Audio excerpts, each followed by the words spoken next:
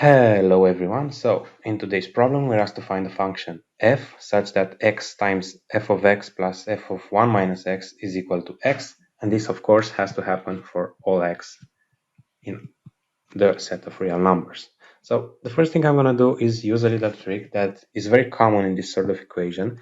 I'm going to substitute x with 1 minus x. So that means whenever I see an x in this equation above, I'm just going to write 1 minus x instead of that. So let's see what we get. So I get 1 minus x times f of 1 minus x plus f of 1 minus 1 minus x. This has to be equal to 1 minus x. Then I can notice that here, removing the parentheses, I only get x. So I'm just going to write it like that to make it easier. So let's see. I end up with something like this. Okay, the next thing I'm going to do is I'm going to take both equations and rewrite them as a system of equations. So x times f of x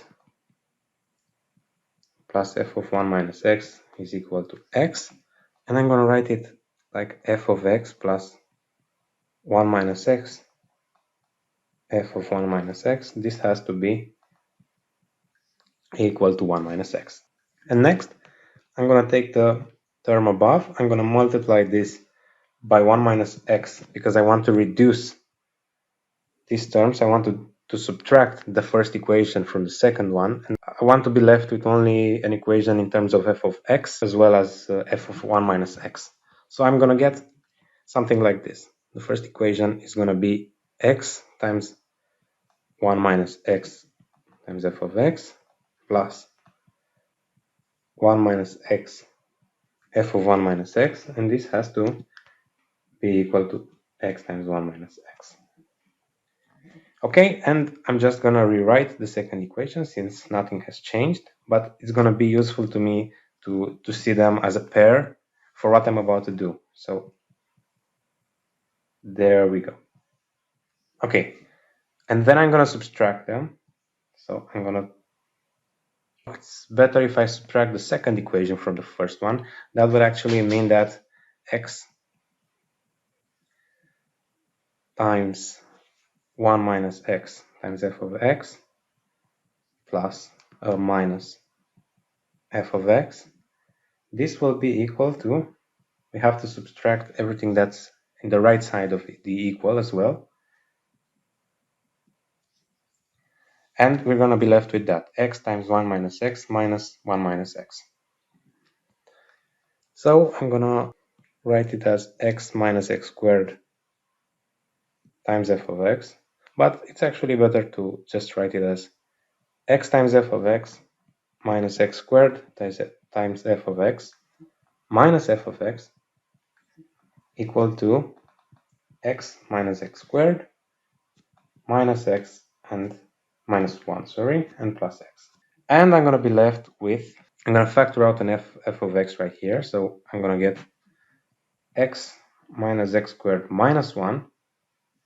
And on the right hand side, I will have a minus x squared plus 2x minus 1, which can actually be divided by the term right here. So I'm going to get f is equal to, I'm just going to take a factor out a minus over here. So I get x squared minus 2x plus 1.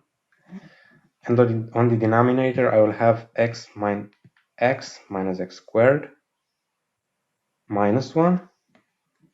I can factor out a minus in the denominator as well. So on the numerator, it comes like this.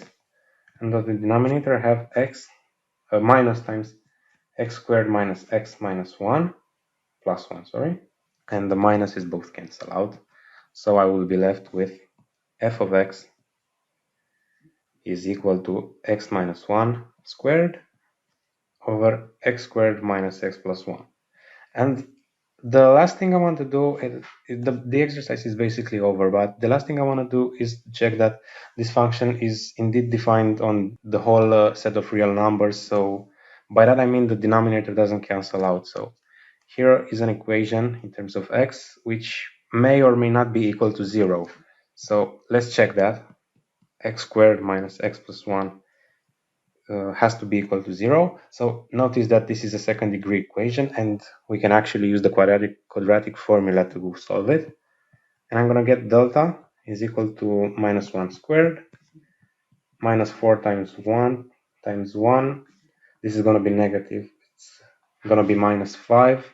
So that would mean that this has no real solutions. And we are all set. That means the function we found is actually good. It's defined for all x. So I'm going to circle the result, and here is your answer. Leave a comment if you enjoyed this, if you had another solution, and don't forget to leave a like and subscribe. Goodbye, and see you on the next time.